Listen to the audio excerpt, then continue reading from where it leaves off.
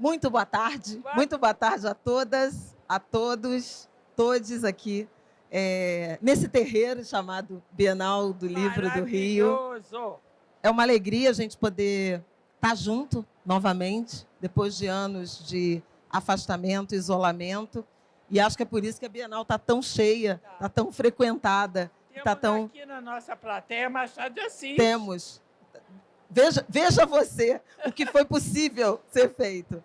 Eu sou Flávia Oliveira, jornalista, e tenho a honra de, a convite da Academia Brasileira de Letras, mediar, conduzir esse papo com a minha querida amiga, e eu tenho que falar amiga primeiro. Mas é muito amiga, vai. Minha querida amiga, grande escritora, feminista, referência, Heloísa Teixeira, ex-Buarque de Holanda. E a gente vai começar, Heloísa, bem-vinda, boa tarde, Ai, é uma tarde, alegria. Estou feliz de estar aqui, estou feliz de estar na stand, né? No No stand da academia e feliz de estar juntinho com você e com o Machado. Ao lado de uma pilha de livros e ao lado de Machado de Assis, que nesse momento estava até sorrindo aqui para a gente. Tá falando, a gente deu uma não sabe. piscadinha. Eu queria começar, então, falando, Heloísa, da ABL, da Academia Brasileira de Letras. Faz um mês que você se tornou imortal. Faz. O que isso significa? Você já me contou que tem frequentado os chás, os eventos, e que está aprontando uma grade de eventos para o ano que vem. Sim. Então, começa desse sentimento da imortalidade e depois fala do que vem por aí. Olha, é engraçado, a academia para mim era uma coisa muito longe, muito inacessível e nem era muito desejável. Mas aí a academia começou a mostrar uns sinais de que eu estava pensando errado. E então a Fernanda Montenegro começou a contar histórias, a entrada do Gil, e mesmo amigos meus, tipo Antônio Cícero, começaram a fazer minha cabeça. E eu comecei a achar que talvez a academia não fosse o que eu pensava. Eu estou falando isso porque eu acho que 90% da população pensa errado sobre a academia. Então, eu acho importante dar esse relato, porque eu me junto a essas pessoas. Mas aí eu achei que valia a pena, me candidatei, ganhei, e agora eu ocupo a cadeira 30, número 30. E eu vi que foi de Nélida Pinhon. Depois de Nélida, uma super mulher, uma responsabilidade absurda minha. Primeira mulher presidente de uma academia de letras no mundo, não é isso? Sim, no mundo. E a primeira vez também que uma mulher sucede a uma mulher. Porque são tão pouquinhas as mulheres na academia que nunca teve ocasião de uma ir para o lugar da outra. Então, aí eu vi nisso uma corrente também. Lindo. No meu discurso, eu falei de todas as 10, das 9 que me antecederam, porque eu acho que ali tem uma genealogia, ali traça uma filiação. E é elas que eu quero conduzir o meu trabalho. Que elas fizeram, todas foram importantes, todas.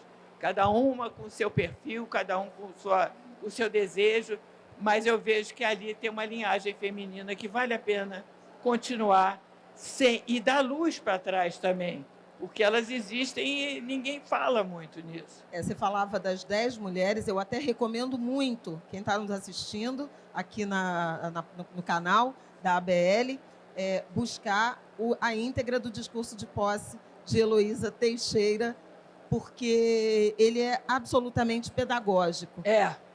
Além de falar de todas as mulheres dessa trajetória, das 9 mulheres que antecederam, você menciona o Pardal Malê, que é o patrono da cadeira, e fala, inclusive, do quanto ele foi moderno a seu tempo. Gente, né? Ele escreveu um livro chamado Divórcio. Sobre divórcio, em sei lá, mas eu tenho muito para trás. Quer ver? Patrono é meu, é você que sabe, isso é genial. 1894. Em 1894, seu patrono... Meu patrono, cara... Escrevia sobre divórcio, era abolicionista, tinha Olha, o nome do livro é Divórcio, ponto de exclamação. Eu não vejo muito ponto de exclamação em título de livro. Ele botou, devia ser uma disrupção ali. Sim. Aquilo devia ser uma novidade, porque... E disrupção é uma palavra que eu acho que te marca. A gente vai voltar a falar do significado da academia, mas já que a gente tratou de um imortal, eu queria tratar de outros, a partir da sua trajetória. Em 1976, você organiza os 26 poetas marginais. E no próprio discurso você menciona o quanto o mundo acadêmico literário foi refratário, foi crítico, né? E alguns desses nomes hoje são imortais da academia. Não, da academia. Conta disso. Isso é maravilhoso, porque essa antologia foi o primeiro trabalho que eu fiz. Era uma geração que não parou de falar com a repressão, com a censura da ditadura. Isso era incrível, porque tem toda uma cultura. Eu estou agora publicando um novo livro que fala disso.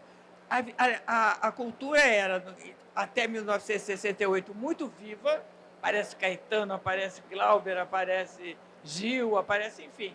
É um momento muito forte, muito alegre, muito presente na cultura.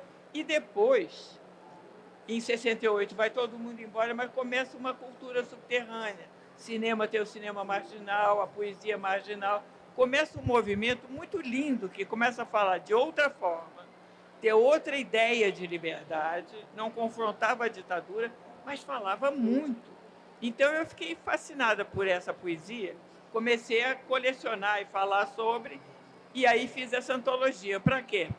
Foi um inferno. Eu levei uns 2 anos da minha vida pagando por esse gesto, porque realmente todo mundo achava que não era literatura, que era informal, que aquilo não podia, uma professora não podia legitimar uma coisa dessas, e terminou que virou livro de vestibular, que agora é livro adotado em vestibular, antologia, uma referência dos anos 70, na poesia poesia dos anos 70 chama-se marginal, e alguns entraram para a Academia Brasileira de Letras, quer dizer, bem gostei da Vingança Come-se Fria. Não, é maravilhoso. Nada como a roda do tempo, né? A girar.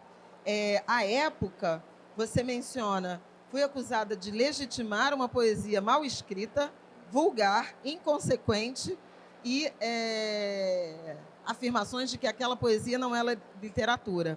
Sabe quem são os imortais daquele livro e hoje na academia? Antônio Carlos Sequim, Geraldo Carneiro e Antônio Cícero. Então quem estava certo era a Heloísa, nossa Heloísa Teixeira. E aí, 26 poetas hoje, de 1975 e 76, da geração mimeógrafo, e em 2019 ou 20, você faz as 29 poetas hoje. Quem vai para a BL daqui a 30 anos dessa antologia? Aqui. Talvez Isabel Iório, talvez Adelaide Ivanova. Gravem isso. Acho que de repente. Mas elas são muito maravilhosas, elas são a expressão de hoje. Como eram? Elas fazem um enfrentamento que os marginais fizeram. Marginais falaram contra a liberdade de falar. E elas falam da mesma coisa. As mulheres que não se silenciam mais. Então, é uma fala muito forte, muito pungente. É uma literatura que fala de temas que eu nunca ouvi em poesia e muito, digamos, literária, de novo, porque elas escrevem belamente, por tratar de assuntos como parto, menstruação, desejo, coisas um pouco insólitas na perspectiva que elas pegam. Elas usam uma linguagem lindíssima. E então, torna aquela coisa que seria estranha numa poesia, ela vira poesia pura. É muito linda. A operação que essas mulheres fazem é muito linda. Porque os marginais dos anos 70, eles usavam uma linguagem não literária, de propósito. E essas mulheres não usam uma linguagem totalmente literária para falar de coisas que não são permitidas que se fale em poesia. Como é que você vê seu papel pensando 1976, poetas, homens marginais, século XXI, 2020, 2019, 2020, 2021, mulheres poetas marginais. Também. Hoje. Também. Essa transformação, essa mudança, de um protagonismo essencialmente masculino na literatura para o feminino. Como é que você analisa esses 40 anos? Eu acho que foi uma luta incrível. Na 26 Poetas, eu suei para achar. Eu achei 3 mulheres, mas foi suado, porque elas não se apresentavam, elas não estavam. E quando elas faziam poesia, era muito cerceado. Era aquela poesia feminina, como se chamava, que eram poesias de flores, de passarinhos, e de intuição, delicadeza e tal e coisa. Então, eu arranjei 3 que não eram assim, é muito pouco. Para 26 é 3. Sim. E depois, com o tempo, eu adoro fazer antologia, porque a poesia ela não vende. Agora ela começou a vender, mas ela nunca vendeu. Tem sempre esse... Não é um mito, então. É verdade que não Não, vende. nunca vendeu. E, então, tanto que hoje a proliferação de editoras pequenas é em torno de poesia, porque elas sabem vender, elas fazem um nicho próprio, elas fazem outro tipo de produção, mas tem veículo próprio. Não é normal a poesia vender muito. Então, tem a operação da Companhia das Letras, que é ótima, que ele pega, por exemplo, a Ana Cristina César e faz um livrão e abre um debate, não sei o que, ela começa a aparecer. Mas são estratégias de marketing, porque normalmente poesia nunca vendeu, o que é péssimo, mas, por outro lado, a poesia é um radar do momento que a ficção não é. Ah, fala disso. Você pega o momento, o contexto político, existencial, enfim, todo ele, e você na poesia você vê resposta, você vê isso sinalizado. Ele é um radar para você ter no bolso sensacional, porque ela não tinha comprometimento com venda, ela tinha comprometimento consigo mesmo. A poesia sempre foi um ato solitário, agora não é mais, eu estou adorando, posso falar sobre isso. Ah, Então, ela torna-se isso. Então, eu tenho mania de fazer, cada 10 anos eu faço uma poesia para saber onde é que eu estou. Qual é esse momento? Eu fiz em 90, fiz em 2000, fiz em 2017 agora por conta a poesia, tá? Quer que eu repita? Por conta eu não fiz durante a pandemia em sequência, eu voltei agora com as 29 poetas horas que falam da nova mulher, que é a mulher da quarta onda com a internet, né? Mas essa nova poesia, além dela ser plural, coisa que as outras não eram, isto é, ela tem o feminismo negro, ela tem o branco, ela tem... Nessa publicação, 29 poetas, 50% é negra. Não porque é negra, não é cota, é porque eram boas, maravilhosas. Então, eu escolhi pela qualidade e pela sintonia com o seu tempo. Isso é interessante, você falou de 3 em 26. E agora você tem uma oferta de 50% produção de poesia tem poesia por trans, tem poesia indígena, tem poesia asiática, é uma multiplicidade porque cada feminismo desse tem demandas próprias, universo próprio e assunto próprio. Então, você abre aquelas 29, por isso que não deu nas 26, mas a brincadeira era eu fazer 26 de novo. Mas mudou. É muita mulher falando. E muita mulher diferente. E mostrar essa diferença era maravilhoso. Então, essas 29 têm essa natureza mais plural e tem outra natureza. A quarta onda, o que ela quer é ser ouvida. Essa é a diferença da minha geração feminista. Eu sonhava com uma igualdade, etc., direitos, né, para o futuro. A gente lutava para que nossos filhos tivessem direitos, etc. Agora, as meninas não, elas querem agora. Eu quero agora. Por exemplo, a questão do assédio, do estupro. Não é uma luta futura. Se mexer comigo, eu boto na internet. Se mexer comigo, eu denuncio agora. É verdade. Eu faço escândalo agora. Já era. Em tempo real, né? Esse direito já está garantido. Agora, eu brigo, eu vou gritar se não for cumprido. Tem uma diferença enorme de sentido. E dá nome, né, Heloísa? Dá nome. Você percebe essa diferença. E eu lá diferença sabia o que era também? assédio. Eu achava o máximo sair na rua e vai, fio, eu falo, opa, estou o máximo, estou linda. Mas não era, é um incômodo que você não sentia. Há 40 anos atrás, há 40 anos atrás eu tinha 40 anos, quer dizer, há 50 anos atrás, que eu tinha 30 fio, é de 50 a 60 anos atrás. Então a gente não tinha noção desses nomes. A gente estava lá conformada, seguindo o nosso papel. Sim. E agora a mudança é extraordinária, né? E tem essa coisa do se fazer ouvir que nunca teve. Então, Ana Cristina César, por exemplo, que é uma das 26 poetas hoje, a Ana fala para ela mesma, ela fala, é o segredo, é uma coisa difícil, você tem que se identificar com ela para entender o que ela está falando. Hoje as meninas pensam, eu quero ser ouvida. Aí aparece uma poesia, realmente uma onda enorme, que é o slam. O slam faz de tudo para ser ouvido. Ele se joga no chão, usa o corpo, usa a voz em frequências diferentes. Quer dizer, o slam é uma performance forte. Todo mundo sabe o que domina, é slam? sabe o que é slam? Slam é uma poesia competitiva que sai dos saraus.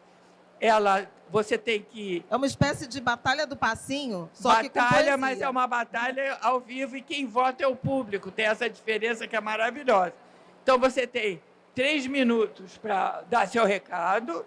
Se for 2h50, está eliminado. Se for 3h10, está eliminado. Então, você tem que cumprir aquele horário e tem que dar tudo para dar o seu recado. A Luna Vidrolira, que é uma super slammer, ela diz que a poesia hoje é uma poesia de mensagem. E você passa aquela mensagem, você quer ser ouvida. Então, é muito diferente. Quer dizer, saiu da contemplação, solidão, da contemplação, da individualidade para o coletivo, para o grito, né? Para o coletivo, quer dizer, você quer ser ouvida. Aquela poesia, ela tem uma meta, ela tem uma coisa, ela não é só para ser bonitinha, ela é também para mudança, para perceber. O corpo também. O corpo sempre foi o maior problema do feminismo. Está ligado à maternidade compulsória, está ligado ao aborto, está ligado à violência física, está ligado ao assédio, todos os problemas que a gente tem, vai no fundo ver que é o corpo que está gritando lá atrás. E o corpo hoje é uma plataforma, cara. Ela vai e escreve, não é não, ela sai, ela tira da cintura para cima sem roupa e quem mexer com ela está perdido. Quer dizer, é uma coisa agressiva de esse corpo é meu, é uma plataforma e ninguém mexa com isso. Eu tenho esse direito. Ainda escreve mensagem, porque o corpo da quarta onda é todo escrito. Então é uma coisa sensacional você assumir aquilo como seu. Quem mexer e olhar está... A gente pode pensar nas mulheres trans, sim, né, nos movimentos, sim, eu acho que a gente não binários, fluidos, tudo passa pelo corpo, tudo. por um ato político, tudo, né, de que esse corpo seja aceito. Exatamente. Esse corpo disputa a igualdade. Exatamente. Falando nisso, a sua posse na Academia Brasileira de Letras foi foi um manifesto. Foi muito simbólico. A ideia era essa. No sentido da presença não só dos acadêmicos, das pessoas tradicionalmente ligadas à academia, do mundo intelectual e algo político do Rio de Janeiro, do Brasil, mas com uma presença de artistas, escritores, criadores periféricos, homens e mulheres, mulheres trans, artistas, samba tocando, né? É uma banda feminina chamada As Guerreiras. Mulheres tocando e cantando samba. O que estava por trás dessa festa? Por trás tinha uma coisa, venham ver a academia, não é um monstro, não é uma torre de marfim, é um lugar da cidade toda. E vamos habitá-la. Porque ela é muito importante. A academia tem um simbolismo absurdo. É a mais alta patente, sei lá. É a coisa mais respeitada, é a coisa mais legitimada das letras e da cultura brasileira. Então, por que não pode ser de todos? Tem que ser. Tem 40 ali que falam, mas o resto tem que estar presente, o resto tem que estar mostrando o seu trabalho, o resto tem que estar por aí. Usei certa palavra, então, manifesto. Era um manifesto. Pode ser, mas deve. Manifesto. O que você está bolando para alongar essa ocupação? Eu sei que vem novidade por aí para 2024. Eu já bolei e já fui aprovada. Conta. Eu conversei com o Merval para fazer um curso de formação de escritores da periferia. Da periferia e não periferia, mas com uma taxa bem alta de periferia. Uma cota de 80%, sei lá. Uma coisa mesmo significativa. Para formar autores. Isso aí não é só uma uma gracinha, não. Isso aí é que existe esse mercado. Os autores da periferia estão sendo traduzidos em todo o mundo. Eles estão ganhando prêmios. Você vê o caso do Itamar, o caso do Gianni... Ai, me esqueci. Giovanni Martins, o caso da Conceição Evaristo, a maior de todas, o caso da Eliane. Quer dizer, é uma literatura que está subindo, está ganhando prestígio, e principalmente, como as 29 poetas, ela está trazendo um universo novo, que a literatura nunca teve acesso. Você não sabe o que significam essas vidas, quais são as tragédias, quais são os sonhos, quais são as alegrias. Quer dizer, é um universo que, quando foi falado por um homem branco que está de dentro, e não é nada daquilo. Quer dizer, essas pessoas têm direito a fazer a sua própria literatura, e faz bem. Então, formação de mais e mais escritores só pode ser um ganho, não só para a academia, como para a literatura brasileira. Então, essa é a minha missão temporária. Depois eu invento mais. O que você espera em termos de engajamento, de adesão? Você já tem a experiência da Universidade das Quebradas, 15 anos, já né? estou malandro. Que foi uma aproximação também de periferia, desses artistas, desses autores, da universidade, que por muito tempo também foi um ambiente refratário. Refratário demais. Você sabe que faz a Universidade das Quebradas? Quem faz é gente de cota também, que já entrou para a universidade, mas diz que mesmo lá dentro não tem voz. Tem que calar a boca e estudar Nietzsche. Não pode expressar sua própria cultura, sabe? A filosofia africana é de uma riqueza absurda. Não é para se dar só literatura africana, mas ela tem que ser uma das. Isso não acontece. Agora que está uma pressão maior, isso está com mais probabilidade de acontecer. Mas o cotista, ele já sofreu muito. Está melhorando agora, mas ele já sofreu. Ele engolia quem ele era e tinha que aprender a ser branco. Não dá pé. Então, essa a mesma universidade... a metáfora. A Universidade das Quebradas já impactou bastante. Estamos lá há 15 anos, né? E eu também levei para o Museu Mar. Então, tem toda uma presença no museu importante da cidade, Museu do Rio de Janeiro, né? E o Museu Mar, de Arte do Rio. Museu de Arte do Rio de Janeiro. E lá eles fazem exercício, esse ano vai ser curadoria. Então, eles vão fazer exercícios de curadoria com o acervo do Mar. Quer dizer, porque que é um eu acervo vejo, muito sabe o que, fortemente composto por artistas negros, né? Pois é, o Mar tem... Flávia, o mercado está pedindo, vende para fora. Os artistas negros estão valendo uma fortuna fora. Até o Abdias, que estava quieto no seu canto, passou a valer uma fortuna no mercado internacional. Mas quem é o curador do Abdias? Quem é o curador desses novos talentos? Rosana Paulino, muito mais valorizada e conhecida. Muito mais. E tem essa Arte Rio vendeu quase a totalidade de autores periféricos e pretos. Então, quem é o curador deles? É um homem branco, ou uma mulher branca, no máximo. Eles não têm direito a fazer a curadoria da própria profissão, porque não tem know-how, sei lá por quê, mas a gente está formando curadores. Como a gente vai formar escritores, eu estou formando curadores. E já está tendo impacto, porque já tem 3 anos esse curso de curadoria no Mar, e eles já estão fazendo curadoria mesmo lá. Então está muito bom, eu sou muito feliz, eu sou uma pessoa feliz. E você vê a UFRJ, você é professora emérita da UFRJ, na Escola de Comunicação. Você vê uma transformação do ponto de vista de bibliografia, de quantidade de professores, de novos alunos, mestrandos, doutorandos? Flávia, não dá mais pé. Tá escandaloso, não dá. Tem revisão, todo o departamento faz revisão de bibliografia. Tem um empurrão, tem uma pressão grande, dos novos cotistas, principalmente. E dos professores também, que se identificam com isso. Porque tem muito professor que acha isso absolutamente. Então, se você olhar as bibliografias dos cursos, mudaram muito. A do meu departamento mudou radicalmente, que é ciência da literatura, mudou radicalmente o ano passado.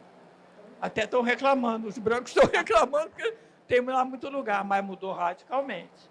Então, eu acho isso importante. Mudou, mas ainda existe uma coisa que é a relação, o encontro o reconhecimento, que eu acho que ainda está baixo. E o que você vê em termos de papel da Academia Brasileira de Letras nesse processo? Eu lembro que a gente teve juntas numa entrevista com o Marcos Faustini e ele te perguntava sobre isso, sobre essa imortalidade que se avizinhava, e você mencionou de uma espécie de descoberta do papel da ABL no vocabulário, na ortografia da língua portuguesa, no reconhecimento, né, de novas palavras. O que você está imaginando como papel da ABL num cenário mais diverso e democrático da produção cultural, da produção literária brasileira? Olha, eu sou completamente viciada em educação. Eu acho que educação é a única arma que a gente tem, não tem mais nenhuma. Então, eu quero que a minha ideia, o meu papel vai ser de fortalecer a formação de de escritores. Então, é um papel da educação. Mas tem a questão da língua, tem muita questão. Eu trabalho com a periferia, eu fiz uma coleção chamada Tramas Urbanas, onde eu pedi aos diretores de programa social, tipo projeto social, tipo Guti Fraga, no Nós do Morro, tipo Carmen Luz, tipo, como era o nome dele? Zé aquele do Afro Reggae. Zé Júnior. Zé Júnior. Milhares, pedi a todos eles para escrever a sua versão do seu projeto. Era uma ideia ótima e entrou para a história. Tem lá 36 livros contados pelos criadores, pelos protagonistas. Porque a professora é uma raça estranha. Ela vê uma moda, corre atrás e faz. Mas faz sem saber direito o que é. Faz com teorias de fora. Então, eu achei que tinha que dar. Começou a ter muita tese sobre isso. Aí eu falei, não, eu vou dar a voz para eles, para ter dois lados da bibliografia. Muito bem. O fazer disso foi um corpo a corpo muito mais importante que o meu doutorado. Porque eles escreviam uma coisa errada. Eu ia rever? Bom, eu escrevo. Eu escrevo e mando direto para a revisora. E ela corrige tudo. Essas pessoas não têm o direito de ser corrigidas. A gente fica insegura. Sim. Aí, se você corrige, eles gritam. Não, essa é a minha linguagem, eu não abro mão. Então, aí é uma negociação, você vê o valor da língua. Vale ouro, todo mundo defende a sua. Então, era um processo de negociação que demorou anos. Essa coleção demorou anos para ser feita, mas foi de uma beleza que até a gente concordar até onde eu podia corrigir, até onde não podia corrigir. E esse debate não acabou, né? Não acabou. Recentemente... Então, a gente tem... fala. Não, eu ia falar, recentemente, nos 60 anos de Quarto de Despejo, da Carolina Maria de Jesus, houve esse debate sobre se era... Para corrigir ou não. É a catadora de papel que escreve ou a escritora que precisou ser catadora de papel para sobreviver? Isso é complicado. E essa linguagem é uma construção narrativa ou é um erro de português, é o mau uso da língua? A Conceição trazia muito essa diferença, porque o Graciliano também usa a linguagem das Minas Gerais e é reconhecido como... Mas você sabe o que eu faço? Como esse artesão. E a Carolina Maria de Jesus, não. Queria te ouvir sobre isso. Eu acho uma coisa bem óbvia. Eu acho que se você fala errado e o outro entende, está certo. Porque senão não teria se comunicado. Mas todo mundo tem direito à norma culta, pelo amor de Deus. Isso é um direito inalienável, porque se for pedir uma bolsa, se for querer deputado federal, se quiser um posto no poder, se quiser um posto numa alta empresa e falar errado, não consegue. Então, é um direito das pessoas periféricas, enfim, de baixa renda e tal coisa, falar sem erro. Isso é um direito, mas não é imperativo. Mas se ela quiser, ela deve poder.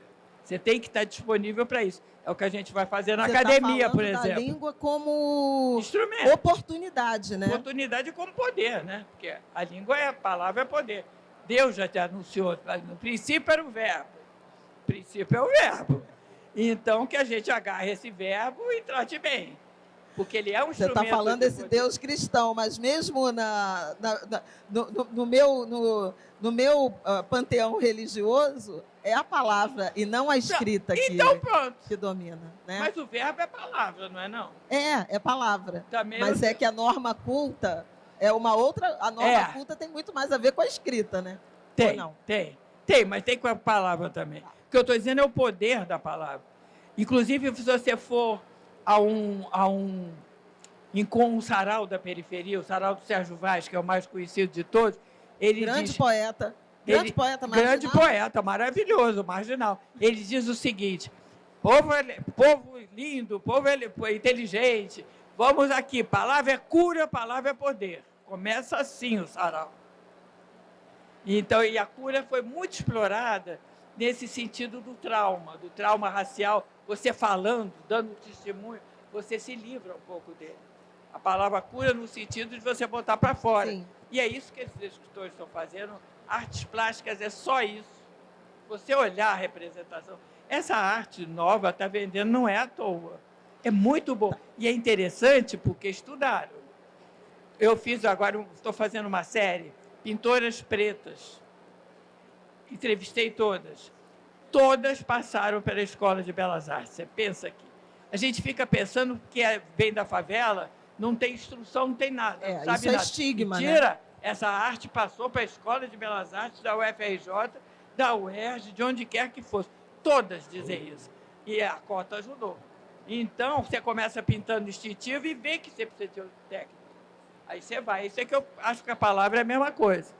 Todo mundo tem direito a isso.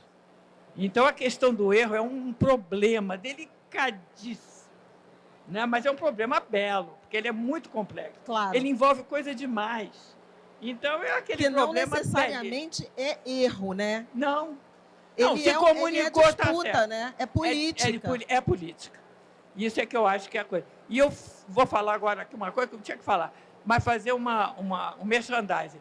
Nós estamos com o Cavalieri, que é o mais novo, eu estou babando, com o Cavalieri, que é o mais novo... Imortal. E ele fez uma fala, a última sessão da academia, mostrando o poder econômico da palavra, da língua portuguesa ou de outra língua. Foi uma coisa tão importante. Então, eu vi que o Cavalieri, mas ele entende a palavra... o poder econômico da língua? Uai, conta. Se você for vender nos Estados Unidos, o que é falar português? Sim. No mercado internacional. Quanto vale não falar e quanto vale falar? Porque não falar em certas circunstâncias vale. Então, esse valor, quer dizer, eu vi que o Cavalieri, ele pega a linguística e joga no plano político imediatamente. E é de uma beleza. Isso vai reforçar a academia demais. Porque a discussão política da palavra tem que ser feita e é urgente. Eu não tenho competência, que eu não sou linguista. Eu sinto que é o problema e amo esse problema. Mas você ter um parceiro como o Cavalieri para aprofundar isso tecnicamente é tudo. Eu acho que a academia tem que abrir grandes debates, grandes fóruns sobre o problema da língua. Que ele isso é interessante. A academia... É maravilhoso. Você defende uma academia mais aberta. Que discuta, que bote fora. Os problemas para fora, porque ela é competente. Ela tem que dividir essa competência. Então, sabe, iluminar as questões da língua não é só... Ela faz com dicionário, mas não é só isso. É abrir para o público e ouvir. O Aurélio, por exemplo, ele fez um dicionário primeiro, né, o inovador, porque ele botou gíria. Virou sinônimo de dicionário, né? Virou. Mas né? ele... no Aurélio. A graça dele foi que ele ouviu todas as dicções, Brasil, Nordeste, tudo. Ele fez um dicionário muito rico, por causa da pesquisa social que ele fez.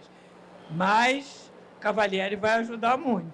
É muito interessante isso, Heloísa. Eu acabei de me transportar no tempo, não de Machado, mas desse contato, né, com a língua. E eu lembro quando as edições do Aurélio saíam e as matérias jornalísticas eram todas sobre as novas palavras. Exatamente. Aí eu lembro dois episódios, não sei em que ano, mas acredito que pelos anos 80 e 90. Boia fria, quando entrou no dicionário, era uma expressão conhecida, popular, mas não dicionarizada, e Ibope.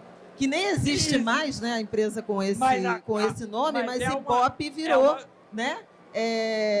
Uma palavra. Virou verbete, Virou. de sinônimo de status, Pesquisa, prestígio, pesquisa.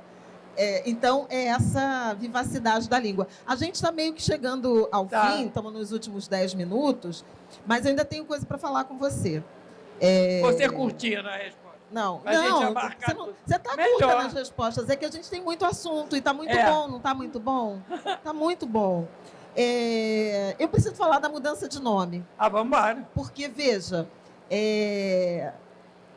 a gente já falou bastante da questão de gênero e o sair do Buarque de Holanda, desmudar de nome, né? Mulheres mudavam seus nomes para incorporar o nome dos maridos. Ao longo da história, Sabe hoje o que talvez era menos. isso? Isso era um ato de amor, pode?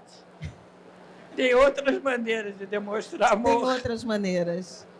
Era uma declaração de amor, todo mundo. Aí, sabe, tô com o nome dele. Era um carinho. Absurdo, porque você pode fazer outros carinhos. Eu tenho duas histórias com esse nome, com essa coisa de nome.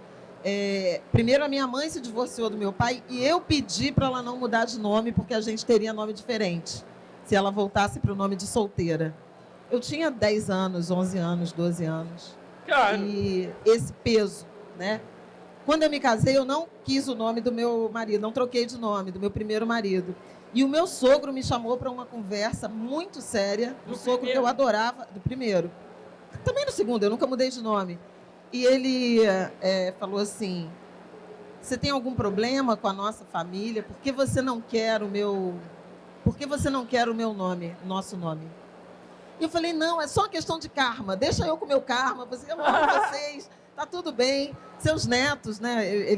Eu tenho uma filha que é neta dele, terá seu nome, mas não é sobre mim, né? Não é sobre vocês, é sobre mim. E lá pelos 80 anos, você decide reencontrar, assumir o nome da sua mãe e não o nome do seu pai. Eu acho isso relevante. Uma mulher que não teve voz. Que voz é essa? Que reconhecimento é esse que você quer? Não teve voz. Não teve ouvidos, né? Não teve voz. Não teve voz? Não, nunca falou. A minha mãe era uma mulher que tinha uma voz de contralto estupenda. E ela estudava canto. Teve voz, né? Ela cantava. Teve. E ela era professora, adorava dar aula. Casou, acabou a voz de contralto e acabou a escola. Ficou só para cuidar do meu pai.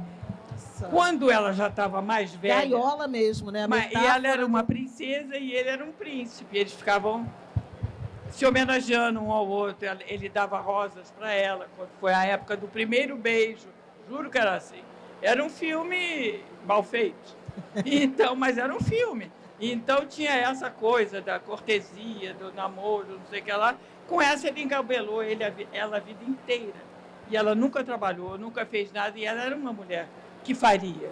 Aí eu me lembro que quando, bem no finalzinho dele mesmo, ela andava meio deprimida, eu arranjei um emprego para ela, que era de enfiar, eu era amiga do joalheiro, de bijuteria, e ela ia enfiar ia fazer os colares, ia para lá para fazer os bijus com a mão. Ela adorou a ideia. Meu pai deixou? Não, porque ele já estava muito velho e precisava dela 24 horas por dia. Elô Teixeira, nós vamos conversar. Até o fim. Arranjei um emprego de botar continha. Não, eu já estou muito velho, posso precisar dela. Fica aí, meu amor. Ela ficou. Não, essa mulher, eu tenho que falar por ela, gente. Isso aí não existe. Ela não tinha voz mesmo, ela não tinha querer. E dá uma pena, porque você viu o potencial ali. E aí você acha que é o momento de trazer de volta essa mulher? Para mim é. Eu estou trazendo de volta tanta coisa. Eu estou num amor indiscriminado pelo mundo inteiro. Mas é verdade, quando você fica muito velha, você fica assim, querendo aproveitar o tempo. E o afeto Nem todo mundo, né? Tem muita gente que se desencanta. Você acha? Você fala da vida na velhice e usa esse termo de uma forma natural e amorosa. Não é todo mundo que fala de forma amorosa. Mas você vai fazer o quê? 84 Não, eu tô anos não tem contigo. como. Tatuagem, né? Você fez 11 tatuagens a partir Todas de 79 anos. Comecei, Todos os 3 tudo é que eu filhos. dizia, né? Uma transbordar de vontade de último beijo, sabe como é? Então, as crianças, eu botei todos os desenhos, pedi para cada um desenho, tatuei o corpo inteiro com o desenho dos netos. Então, eu sou Mas uma são academia 3 dos filhos. netos. As tatuagens são pelos 3 3 filhos não teve direito. Ah, não? Filho não teve direito. Quem teve Então, dinheiro... como é que chegam 11? Que não, conta é não essa de tenho 11 11, tatuagens? tenho 3. Ah, tenho 2 que eu fiz. Ah. 3 que eu fiz. Um mosquito aqui, para as pessoas acharem que é um mosquito ficar batendo. Uma aranha, da Louise Bourgeois, que é a minha paixão da vida, eu queria botar. E um pirata aqui atrás. Essas 3 são minhas. 3 suas, 7 netos e falta mais. H. Teixeira. H. Teixeira. H. Teixeira botei também agora. Então, Você se assinou.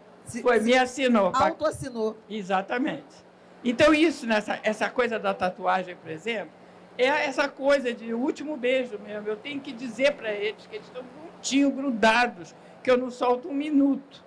E aí eu fiquei assim, agora eu quero fazer isso com a BL, pode? Outra tatuagem, não? Não, tatuagem da BL não vai. Você que vai se tatuar. Não, Machado de Assis não, homem não. Não vou botar o Machado de Assis. Não é maravilhoso. Não vou botar o Machado de Assis aqui. Você vai... Mas eu quero dar o que eu puder para esse lugar, entendeu? Como eu dei para a universidade, eu sempre fui apaixonada. E para as periferias, e para os filhos, e para os netos, e para os amigos. Quero dar. E tudo que eu estou escrevendo... Você é uma doadora, se né? Você, de sangue, se você visse o que eu estou escrevendo, você ia ver. Desde lá para de trás, desde que eu descobri as feministas de quarta onda, eu estou fazendo compilações teóricas para elas. Porque eu vi que elas tinham fogo sagrado, elas tinham muito para dar, tinham muita força, muito desejo, mas elas não tinham referência. Elas não sabiam que tinha feminismo antes, por exemplo, no Brasil. E o feminismo primeiro foi importantérrimo, fez leis, fez a Constituinte. Sim. Importantérrimo. Elas não sabiam, porque naquela época não tinha internet e ninguém sabia, né? Nem ela e nem o resto. E nem visibilidade, não, né? Nenhuma. Foi um trabalho na unha, né? Foi, nenhuma. De então, participação, de conquista feminina na Constituinte, na Constituição de 88, eram direitos que não existiam. Exatamente. Né? Aliás, a igualdade de gênero, né? Não era um princípio constitucional, um direito fundamental. Ele se torna a partir da Constituição. E, a partir daí, muitas interpretações, né, jurídicas do Supremo Tribunal Federal se dão por isso. Você não podia viajar sozinho, sem autorização, nada. Vem cá, a gente está aqui com um... Feminista eu. Feminista eu. Isso aqui é a história das 60, 70. Pronto. As atrizes e a coisa. O resto é teórico. Eu só escrevo para essa quarta onda, eu estou obcecada. Mas é a avó daquele mundo de meninas. É lindo. E ela é uma avó incrível que recebe os netos uma vez por semana, não é isso? Todos dormem lá. Todos, né? Toda quarta-feira? Sexta. Toda sexta-feira. É dia de Heloísa Vovó. Mas olha aqui, vem o primeiro livro, aí agora eu acho que é para a gente terminar mesmo. Vem aí o primeiro livro, Heloísa Teixeira. Vem.